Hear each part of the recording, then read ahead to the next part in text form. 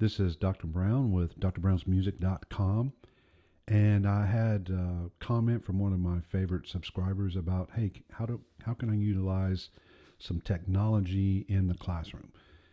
Great question, as well as I've got a great website for you. So this works awesome. This site, musictheory.net, as you see up here, this site works great for several things. You can use it for a bell ringer. You can use it as an assignment for your class. If you have a substitute, you're going at a conference and you have a substitute for a couple of days. 99% of the time, we have substitutes that are not musically literate, and so we have to leave something for our students to do so they don't, tear the room up. But this is a great thing to use. Musictheory.net. It has on the opening screen here, this is the website version. It also has the app version, which you have to pay for, but you don't have to use that for our classroom purposes. Just go here to musictheory.net and then you can click on stay on this version, which is the website version. So if you want to tackle some, basics over here, you can have them just go through some basic lessons. Here's generic intervals. That would be a good starting one. Usually it goes from, as you can see, as difficulty level goes from easy to hard. So be careful about that. I'm sure you're not going to be building Neapolitan chords anytime real soon, but you could use this site with your AP Music Theory class as well if you teach that.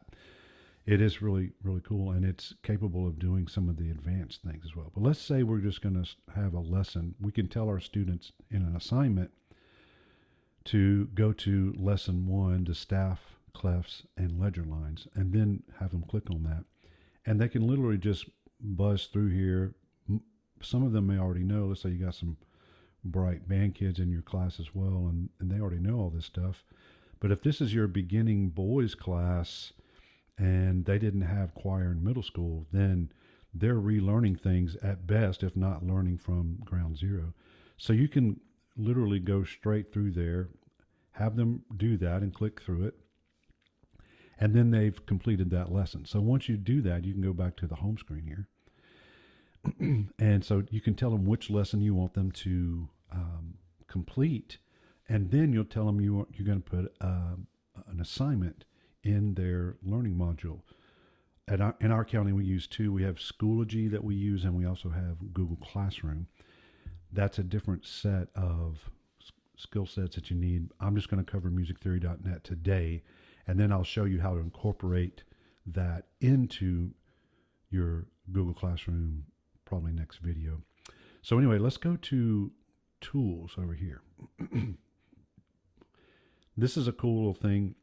I don't typically use this very much. As you can see, you can really nerd out on this. This I do use. It has a tempo tapper. Tap the button to display the number of beats per minute. So if you're getting, some of your musicians to figure out what 84 beats a minute is, they can play around with that and figure that out. There's also a staff paper generator. If you remember back in the day, we used to buy our paper and print on it and, that sort of thing. So, but now you can generate and print your own staff paper. So this is very helpful. Also, one of the other things that I like is the pop-up piano. Now, my MacBook is not, we don't have touchscreens on those, but my students' Chromebooks do. They do have touchscreens, so they're actually interactive. They can be more interactive with this pop-up piano with their Chromebook. Also, we can use it later on in my piano lab. We plug up the USB cable to our keyboards, and then I teach them how to integrate this musictheory.net with their music keyboard. And it's not too difficult to do, and there's some really cool exercises like where it says reverse. Let me find that. Here it is. Keyboard reverse identification. So for my piano class, yes, we're going to allow you to use my media devices. So I can either touch it, or for piano students, I have them play on their keyboard this correct note. And so if they do, then it lights up green and everything's good, right? So anyway, it's usable with MIDI and USB. If you have some keyboards or even, a few. I have a complete lab with 12, and so it's pretty easy to do with that. But you can incorporate some of that stuff as well if you start getting into music notation and stuff with your AP theory classes. It also would be helpful. Okay, so let's go back to tools. The main reason I want to show you is this today is the exercise customizer. So when you click on that, let's say it's first week of school and I have my beginning boys that I mentioned earlier in my men's group, and I want to make sure they know the notes of the bass clef first. Now, yes, technically tenors, we hope, will be reading on the treble clef with the 8VA symbol below that in the near future, but let's just all start them off in the same spot right now, and we all want them to learn the bass clef. So you can change all these, as I can show you. You can really get to it down here, but you can do grand staff if the assignment is for your whole class, or treble clef for your girls, and bass clef for your guys. Any way you want to do that. So I have it set up for my guys class. I also can assign the range. We're not going to get too much into a bunch of ledger lines right now, so let's just keep it simple. They may know where middle C is at this point, and some of my basses may be able to vocalize down here to this low E. I can show them visually what that looks like now. Have them match some pitches later on, but we'll go back to this right now. So then we've got, we can literally take this one step at a time. If you want to do lines only, so we may split the week up. We do one assignment per week. Music Theory Thursday, whatever you want to call it. Do this Thursday, we're going to do lines only, guys. So you can just tell it to do lines only, so it ingrains into their brain what the lines are and what the alphabet letters are for those lines. Or the next week you can do spaces only. So, but for the purposes of this exercise, we're going to do both. And then, of course, you can get really into it later on if you want to discuss all the key signatures and whatnot. Right now, because as I said, it's beginning of the school year, we're going to keep it simple. We're just going to do diatonic C. Also, I don't know if you notice, if as I'm clicking things, this URL down here is changing a little bit, but I'll get to that in just a second. So we're going to keep it simple. Note values, I'm going to keep it at whole note. You can learn notes per week or all at one time as far as the note durations go. Let's say this week we're going to talk about whole notes, guys, and we're going to sing only whole notes. Next week we're going to do half notes, and then the week after that we're going to do quarter. So whatever you want to do is fine. I'm just going to keep it set at whole notes right now. Then you scroll down a little bit more, and we have the note names. Now you can go see here, you can get way into it if you want to, but let's just keep it simple right now. We're not going to discuss solfege right away. Yes, I'll get to it. But I do want the guys to know their alphabet letters with the staff as well. So we're going to start with letters only. And then this is where you can have some little cheat. The letters will show up on the side of the staff to the right over here if you turn on the helpers button. So obviously for my beginning boys, I want them to succeed. So I'm going to let them keep that on there for a while. Later on, yes, I can do it like a quiz, and I can turn the helpers off and see what they've learned. But that's a few weeks away. So accidentals, yes, you can start introducing accidentals if you want. Again, right now we're only doing the C, diatonic C scale. So right here where it says note filter, you can actually click on here and do all the things if you're so inclined. Or as I mentioned, for my first week of school, I'm probably going to keep it simple. We're just going to go C to C. And with my piano class, for sure, piano 1 is going to be doing C to C white notes only, right? For right now. Then we'll get to other scales and hand positions later. So I did filter the notes to include only the C to C, actually C to B as C, D, E, F, G, A, B. Yeah, so it shows the 7. And then you can have this, the next section is about how you want the questions to respond. You can do it, you can wait, you can do it immediately, after audio, after animation. So I do it after audio. You can play around with that and see which one you like best. And then the challenge mode is pretty cool because you can use this if you want to for some of your other classes as a bell ringer. So, okay, you've got 3 minutes at the beginning of class. I put 25 questions in musictheory.net.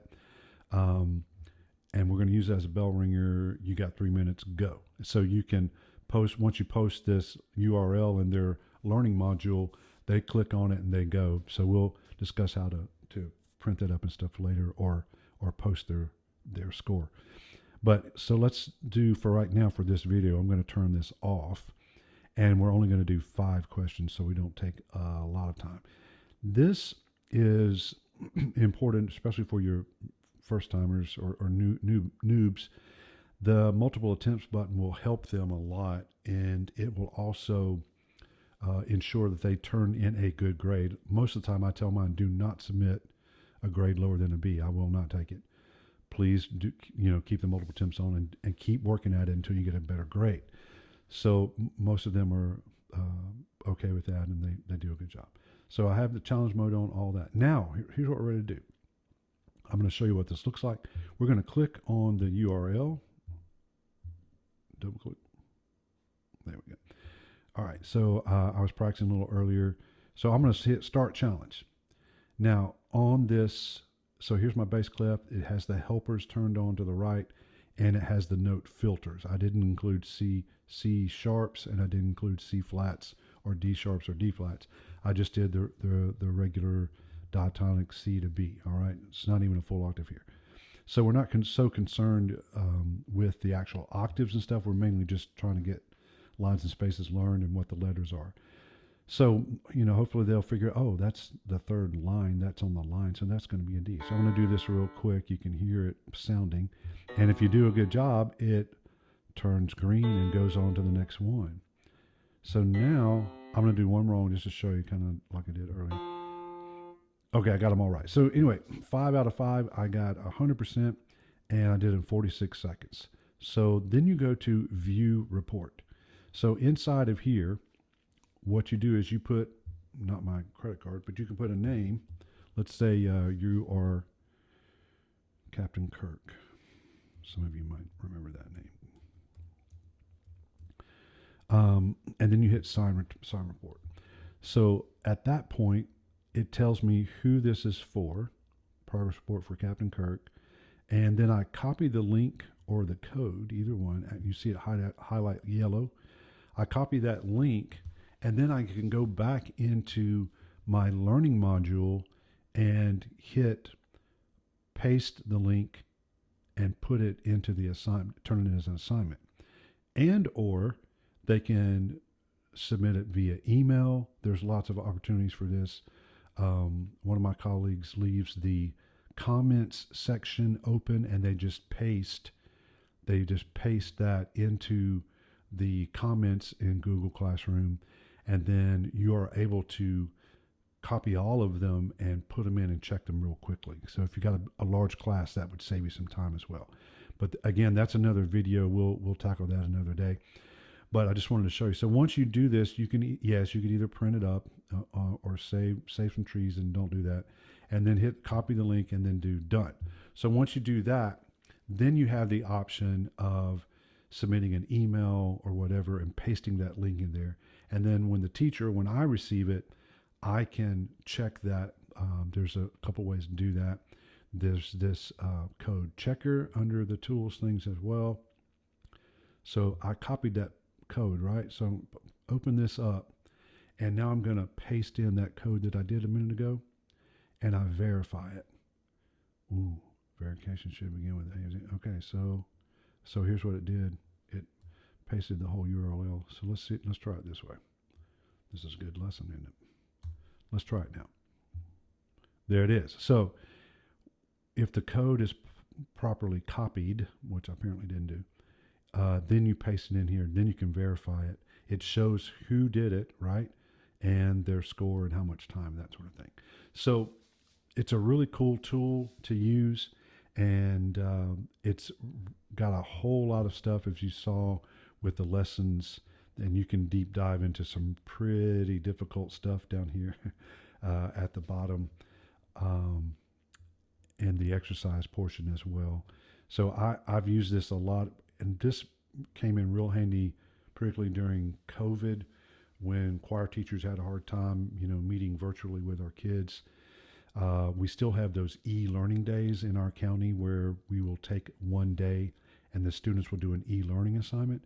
And this is what I primarily use for that. So it's a really great tool. I highly recommend it. And if you have any other questions or comments, please drop those down in there. Thanks for visiting my channel and my website. I'd love to have your input on that as well. Thanks so much.